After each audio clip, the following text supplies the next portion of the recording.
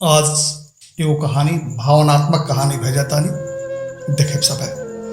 ओई दिन मन में ना जाने का आयल कि धीरे से गाड़ी उठौनी और चल देनी त्यागी जी के दर्शन करे। मन में वहाँ के पद और पारिवारिक संरचना के लेके बड़ी उम्दा खाकार है कि वहाँ का प्रतिष्ठित पद से रिटायर बानी, दो गो लड़का दोनों पढ़े में टापर, वो कहीं ना कहीं अधिकारी बनिए गई हुई हैं। मोटहन पेंशन मिलते हुए त्यागी जी के अंतिम समय बड़ी आराम से बीतत हुई। नौकर चाकर लागल उन्हें कोनो बात के गंजन ना हो। मन में उझाव के लगभग 30 बरिस बाद वहाँ से भेंट होकर जाता तक काजन वहाँ का हमके चिन्हब की ना। खोजत वहाँ के गाँव गई, लोग से पूछत वहाँ के घरे गई, लेकिन वहाँ की स्थिति देख के बड़ी दुख भइल। वहाँ का मैल कुचैल वस्त्र पहले लकड़ी की चूल्हा पर भोजन बनावत रहनी देख के हम तंग रह गए। रामस्वरूप त्यागी जवाहर इंटर कॉलेज के प्रिंसिपल पद से रिटायर आदमी आज ही अवस्था में हुई। हम सोचल हूँ ना रहन केहू आगे पीछे ना, एकदम अकेला। जीवन संगाती मेहरारू भी 2 बरिस पहले ही मर गई रहली। गोर दग दग चेहरा झाँवर हो गई है, ना चेहरा पर ऊ रुआब, ना देही में ऊ अकड़न और ना आवाज में ऊ कड़क जौन प्रिंसिपल ही की बेरा रहे। जब जाके हम आवाज देहनी तो वहाँ का हमारी ओर नजर उठा के तकनी। हम तो देख के दंग रह गए कि लगभग 30 बरिस पहले देखल लड़का के वहाँ का तनिको ना भटभटैनी, नाम सहित चिन्ह गई। हम वहाँ के पाँव छू के गोड़ लगनी और वहाँ का चूल्ही से तनी हट के एगो बोरा बिछा के कहनी हाँ बैठ। पलथी मार के हमू बोरा पर बैठ गए और हाल चाल हो खेला। बात जब आगे बढ़ल तो हमारा ना रुकाइल और पूछ दहनी गुरु जी रात दोनों जने लड़का प्रेम शंकर और उमा शंकर कहाँ बालू की अपने हाथ रसोई बनावता नहीं। सुनते वहाँ का आही आ गई। क्षण क्षण चेहरा के भाव बदले लागल।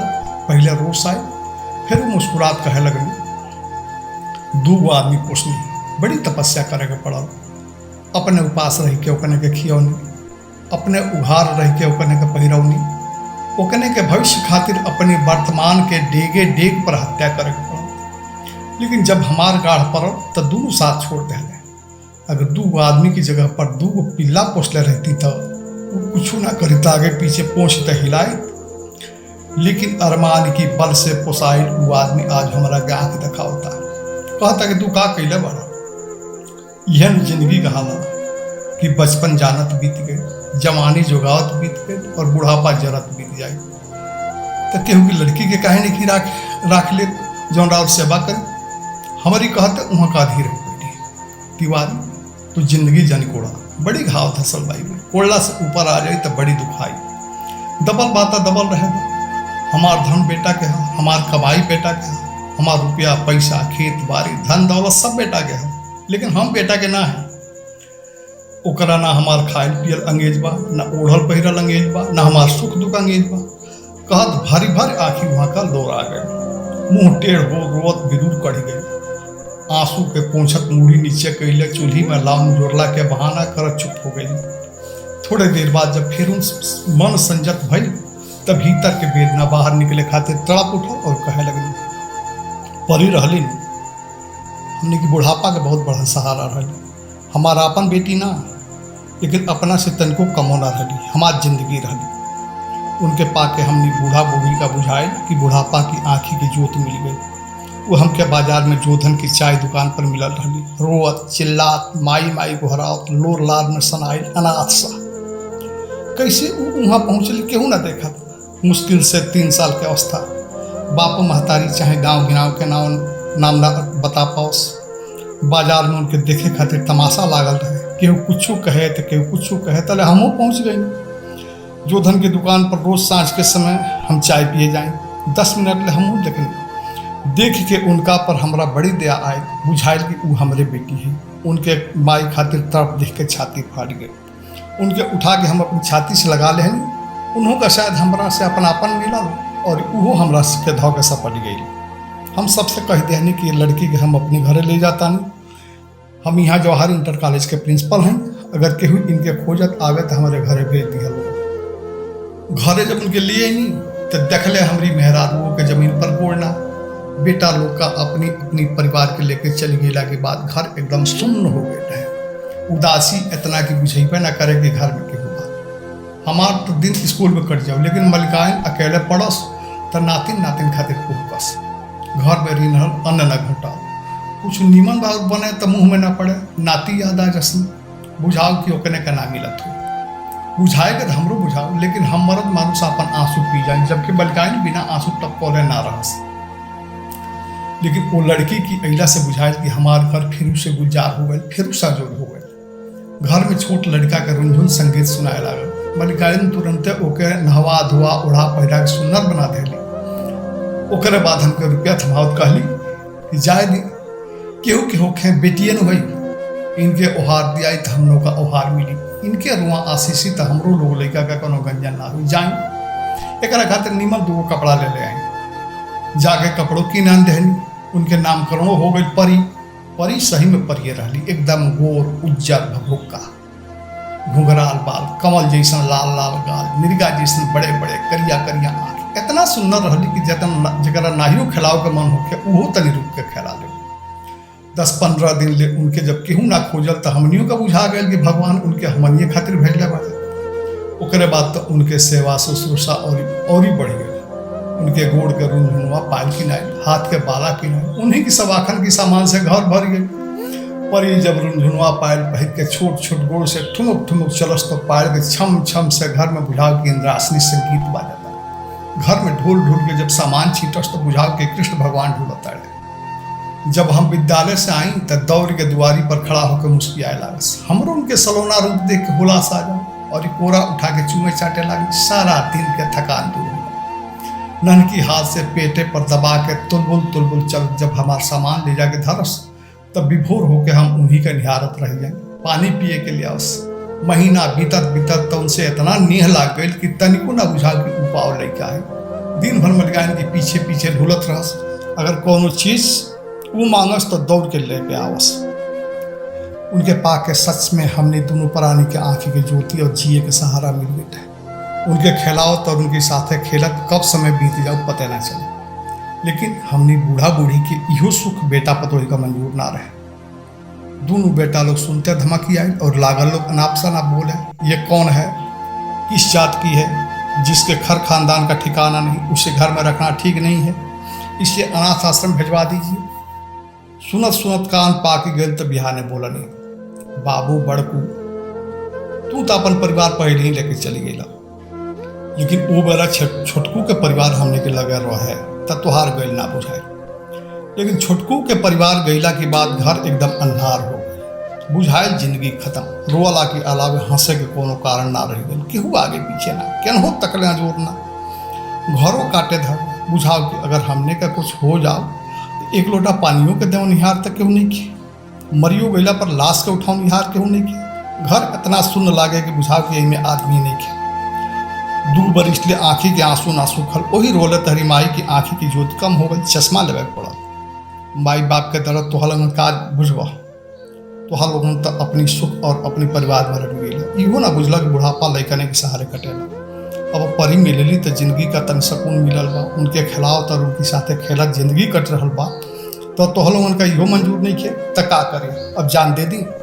सुन ला लोगन, परी कहीं ना जाई हैं, इहें रही हैं हमनी के ज्योति बन के। हमने दोनों बूढ़ा बूढ़ी के सहारा बन के। हमार घर द्वार रुपया पैसा खेत बाड़ी धन दौलत सब तो लोगों के है, लेकिन हम माने हमार देह तो लोगों के ना। तो आज दोनों जने सुन लो कि हम परी के हैं और परी हमारे हैं। उनके हमारा का करे के बा, कौन ना करे के बा, कौन ना पार घाट लगाओ के बा, हम सोच ले रहे बानी। तो लोगन की सहारा के हमारा कोई जरूरत नहीं है। हमार बात वो लोग का बाउर लाग गई और कोई दिन दोनों जने के डोरा डंडा कसा गल चली गई। वही साल हम रिटायर हो गए और अपन डोरा डंडा लहले गाँव चलिए। परी बड़ी होनहार रही। 5 बरिस के होत महतारी के काम में तन झुटाओ देवे लगली। 10 बरिस के होत तो घर के सगरों काम धंधा संभाल लेली।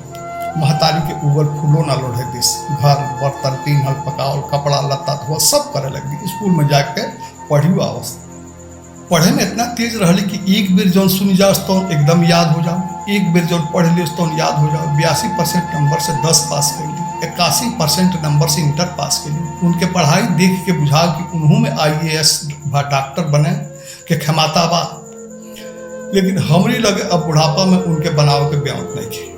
22,000 की पेंशन में खाएं खियाएं कि उनके बनाएं। लेकिन मन में ये रहे कि उन्हों के ना ही कुछ तो मास्टर जरूर बनाते। मास्टर बना के ब्याह को के उनके ई घर उनकी नावे लिख दे, बाकी सब कुछ बेटा के रही, जब ले जियब जा तब ले रहब जा, हम लोग के पार घाटू लगा दी, बोला के बाद घर दुआर उनके रही।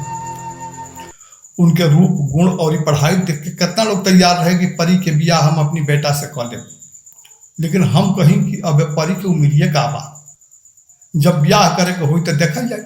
लेकिन परी बड़ी संवेदनशील रही, कौन बात के बड़ी जल्दी दिमाग पर ले ले और उनका भूलैबे ना करे। बस एगो महतारी की बात के उनका अंगेज रहे, बाकी केहू के ना।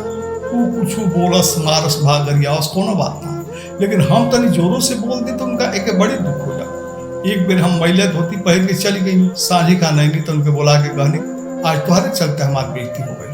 कई लोग कहला कि प्रिंसिपल साहब मैले धोती पहन के आई बारी, सुनते हुए रोए लगे, हमारे चलते राउत बेइज्जत हो गई, बेइज्जती हो गई बाबू, अब हम रोज रात कपड़ा धो दे। कितनों कही कि हम झूठे कहनी है, लेकिन उनका तनको तिहाना कई दिन ले देखते रोए लागस। इंटर की बात बीएससी खातिर शहर में उनका नाम लिखाई, 9 किलोमीटर दूर पढ़े खातिर उनका 9 किलोमीटर जाए के पड़े, लेकिन तब वो साइकिल से चल जा सकते, पढ़े में भी ठीक रही। ऐसे स्कूलों में उनके मोल मर्यादा ठीक रहे। बीएससी प्रीवियस बढ़िया अंक से पास कैली, अब उनका सेकेंड ईयर रहे। एक दिन स्कूल से अली तो कहे लगली कि 10वीं के एगो लड़की हूबहू हमारे तरह बियाह हुई, उम्र तनी कम बा, कहत रहला सी कि अपनी माई से तक मिलाए। हमरा के दीदी कह के हमार पता लिखला से बाबू कह के हंसे लगली। हम उनके समझा देने की छोड़ा, आदमी की तरह आदमी होला, तू अपनी पढ़ाई पर ध्यान था। ओकरे बाद बात यह आयल गई और हो गई। लेकिन 2-3 दिन बाद एगो औरत नकाब पहिरले हमार पता पूछत आई, ओकरी साथे एगो लगभग 15-16 साल के लड़की रहे। आवते वो लड़की परी के देखते भर अखबारी धौल हलस, अम्मी दीदी हमरे तरह बाड़ी नु, कहत वो लड़की परी से लिपट के चाक उठल। लेकिन परी के देखते वो औरत की आंख छितर गई, वो डीठ गड़ा के 5 मिनट ले परी की ओर ताकते रह गई। ओकरे बाद ओकरी आंखी से आंसू के नदी बह चल, रोवत लागल कहे हमार बेटी तो के कहाँ खोजने, लेकिन तू ना मिलू। हमार बाप का साई तहरी साथ ऐसा कह दहलस कि आज 18 बरिस के आँखी के बहते बीतल बा। परी का वो औरत के रोवत देखले कटले दही में खून ना, भाग के भीतर ढुक गईली। हमहू ओके देख के अवाक रही गई, ई कैसन औरत है, मने मन पूछत ओकरी तकनी। हमारे तकला पर उ तनी शर्माइल, लेकिन तब वो रोवत गल गल अपन बात बोलते रह गए। ओके रोवल देख के हमरो तन दे आए, लेकिन बिना कुछ बोलले ओके देखे लगनी। काहे से क्यों हमरो तो हकीकत पते रहे कि परी पावल बेटी है। तनी देर बाद जब उस तनी शांत भइल तो कहनी परी हमार बेटी है, एंगा तू केहू के कही दे ना बाबा ये हमारो बिना है। इनके देखते हमारी छाती के दूर उमड़ी आई, महतारी के उ ममता जौन खाली अपनी औलाद के देख के उमड़ला उमड़ी आई। बाबा महतारी के दूर झूठ ना बोली बाबा, ये हमारो बिना है, हमार बेटी यहाँ सुखी बिया, ये बात के हमारा खुशी बा। हम इनके इतना सुख आराम ना दे पाते। हम तो वो औरत के बात सुन के अजीब फिटकाल में पड़ल रहनी, का कहीं का ना कहीं, मने मन सोचत अधीर हो उठी। बोरा बिछा के बैठोनी, दोनों मर्द मेहरारू हमनी के बैठे नहीं। वो मेहरारू के ह जाने खातिर गांव के 2-4 आदमी जुट गए। तब वो मियाइन कहे लागल हमार नाम अफसाना, निकाह के पहले हमारी मामू के लड़का हमारे साथ गलत काम कर दिले और हमारा गर्भ रहे। जब हमारी गर्भ के भेद खुलल तो हमार अब्बू उनका पर निकाह के दबाव बनौले, लेकिन मामू निकाह करे से एकदम इनकार कर दिले। जब हम जनने के मामू निकाह करे से इनकार कर दिले तो मामू और भाईजान पर बड़ी गुस्सा आयल और अब्बा से कहते नहीं कि हम निकाह ना करें, ये बच्चा के जन्म दे और एकरे सहारे अपन जिंदगी काट ले। हम सोचले रहने की बेटा हुई, लेकिन जब बच्चा भइल तो वो बेटी रहे। अब सब है कहे लागल कि बेटी के सहारे जिंदगी कोने ना कटी, तू निकाह कर, लेकिन हम तैयार ना भइल। बाद में जब तैयार भइनी तब ले हमार बेटी 2 बरिस के हो गई। उन्हें जब अब्बा हमारा खातिर लड़का खोजे निकलले तो निकाह खातिर तो लोग तैयार रहे, लेकिन लड़की के राखे के केहू तैयार ना, जबकि हम अपन लड़की छोड़े के एकदम तैयार ना रहे। अब्बा और अम्मी रोजे समझावे लोग कि का करे के बा, तू अपनी शौहर के साथ जा, तुहार लड़की हमारी लगे रही, जब देखे के मन करी तो आके देख जाइए।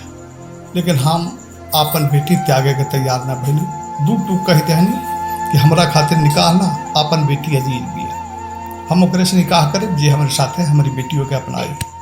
बाप महतारी और हितनाथ सभे समझाओ समझाओ हारे हार हो गए, लेकिन हम बेटी छोड़े के तैयार ना भइल। आज ही आके अब्बा गलत कदम उठा ले। एक दिन दोपहर में जब हम घरे ना रहनी, हमारी बेटी के गुम कर रहे। जब हम घरे आईनी तो बेटी के ना पा के बेचैन हो उठनी। गांव गिराव टोला मोहल्ला चारों खुल गई।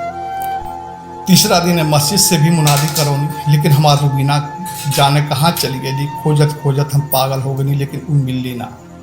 आज 17 बरिस के दिन हो गए हमरा उनके खोजत, कौनो जगह छोड़ला नहीं कि ओझा गुनी सोखा पीर मजार घूम घूम सबसे यह मन्नत मांगत बीतल बा कि हमार बेटी एको झलक हमरा लोग जय सुनने की वहाँ के भुलाइल बेटी बा दौड़ल गई नहीं। लेकिन ई ममता कहीं ना उमड़ल जौन आज इनका के देख के उमड़ल है। जायद हमार बेटी सुखिया जगह पर बिया, ई देख के खुशी बा। हम चाह के भी ई सुख ना दे पैते।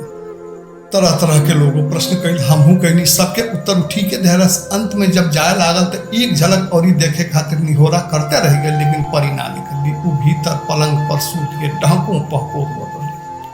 जब उ मेहरारू चल गए तब भीतर से रोत निकलली और हमरा के भर वारी धा के कहे लगी, बाबूजी हम केहू के ना राउर बेटी है, हम राउर बेटी है बाबू, बताई बाबूजी हम राउर बेटी हैं। उनके बात सुन के हमरो नहीं आ गई और उनके आँख पोंछत रोत उनके समझौनी, तू केहू के ना, तू हमार बेटी हो, हम तह के पोसले पल बानी। उनकी आंसू से हमार कुर्ता भीग गई। हमके छोड़ ली तब महतारी के गटे धा कर रोए लगी, माई हम मियाँ के बेटे ना है, हम मियाँ ना है, हमार नाम परित्यागी है। उनके रोल देख के मलिकाइन तो पहले ही से रोत रही, उनके समझावत रही, क्योंकि कहले तू अगर बेटी हो जाएगी, तू हमार बेटी हो, हम तो आके जन्म दहले बानी, अपने कोरा में पोसले बानी, तू हमार बेटी हो, तू झूठे नहीं रोता। बड़ी मशक्कत से ओबरा तो चुप हो गई, लेकिन उनके दिमाग में बात बैठ गई कि हम मियाँ की बेटी हैं, मान अछूत है। सांझी खान महतारी रसोई बनाओ के कहली तो सुनते रोए लगे, माई हम मियाँ की बेटी हैं, हम हड़िया बर्तन ना छो, तो ब्राह्मण हो, हमार छोल जन खा लो, तो और लोगन के जात न सा जाए। सुनते महतारी का काट मार दहलस। लगली समझावे, केहू की कहले हम मान जाए तू अगर बेटी हो, तो हमार बेटी हो, लेकिन वो कुछ ना बोलस, नीचे मुड़ी गड़ौले खाली रोस। महतारी तरह तरह से समझावस, लेकिन उनका पर कोनो फर्क ना। हमहू वही तो आधा घंटा ले खूब समझौनी, तब रसोई घर में ढुकली। लेकिन साँझ ले गाँव में मुँहा मुँही हल्ला हो गई कि प्रिंसिपल साहब के बेटी परी हिंदू ना मुसलमान है, ओहू में अपनी महतारी का नाजायज संतान है। बुरका पहले उनके महतारी आज आयल रहा। तरह तरह के कथा कहानी बने लागल। भीतरे भीतर हमके पूजातियों छांटे की तैयारी हो खेला, लेकिन सामने केहू ना बोला। इन्हें 3-4 दिन की बाद अब जाके परी कुछ सामान्य भर रही, माने उनका बुझा गए रहे कि अब उनका से भेदभाव ना हो। 3-4 दिन बाद वो अपनी सहेली गुड़िया से मिले गए रही, लेकिन गुड़िया के माई उनके घर में ना ढुके देली। जाते कहे लगली, ए बार अरे तोहार सच के हुनाई जानत रहा बेटी, तांगीज रहा, लेकिन अब जियत माछी ना घुटाई। आज से तोहार और गुड़िया के सहेलरा दुआरे ले बा, घर में मत ढुकिया। सुनते उ काट हो गई, भागल घरे अली। फिर उहे पागल और रोवत रोवत आँखें फूल गए। एक एगो बात ये कह, बाबूजी हम मुसलमान ना है, हम के लोग मुसलमान कही तो हम मर जाए। पन रहियन ने समझावत को सामान्य भेटी, लेकिन उ हंसी चेहरा पर ना आ पावल जब पहले रहे। उनके पढ़ाई भी ऐसे प्रभावित होखे लगा, स्कूल गए छोड़ दे। गाँव में ये बात के बड़ी हल्ला रहे, जे ने देखा फुसुर फुसुर यह बात ये होके। वही में क्यों चिट्ठी भेज के हमारी बेटों को तो के बोला दिया। वो लोग दोनों जने परिवार के साथ याद हम कर लो। वो लोग के अहिला के परी का बड़ी खुशी रहे, दौड़ दौड़ के सबके गोड़ लगे। वो लोग के सामान ले जा के घर में धैली, पानी पिए के धैली, लेकिन केहू ना पिया। साझी खान जब रसोई बनाओ के बेरा भाई, और जब वो रसोई घर में गईली तो दोनों जने पत्तों लोग उनका पर पड़ गए। बूढ़ा बूढ़ी तक नाके काने पहरी लोग, चुम्मी चाटी लोग। हमनी का ना मियाइन के छुअल, हमनी का ना खाए जा हमने जा, वो लोग के से चुमवाओ चटवाओ। जब ने हमनी का रह जा एने रसोई में मत आई। सुनते हमारे परी पागल भागल अपनी बिछौना पर आके सूत कर रोए लगी। ओकरे बाद तन ना खैली ना पियली, सारा रात हक हक के रोते रह गई। कह के प्रिंसिपल साहब भी रोए लगे। कुछ देर रोला की बात फिर कहे लगनी, एक एक बतिये कहस, जहाँ बाभनीन बन कर रही लेनी ओजा अब मियाइन बन के ना रह पावी। जब सभे कहता कि मुसलमानों के पूर्वज हिंदुए रह गए, तो जब हमारा हिंदू रहे की इच्छा बात हमके काहे भगाल जाता। बाबूजी अब हमार मुँह छोड़ा लो, माई तहा लोगन ठीक से रही है। कहत प्रिंसिपल साहब खूब रोए लगे। रोते कहली बिहाने उठल गए तो वो अपने बिछौना पर ना रहे, कहाँ गई आज ले ना मिली। बेटा पतोही उनके भगा के बिहान ही चल गई लो। मलिकाइनो परी के हुक्के साले भीतरे मर गई। अब अकेले बानी, भगवान जब पेट दहले बाड़े तो रसोई बना ही के पड़ी। अब तो वो लोग के सामान के, वो लोग के धन बीत के चौकदारी करता, यह हमारी जिंदगी बा।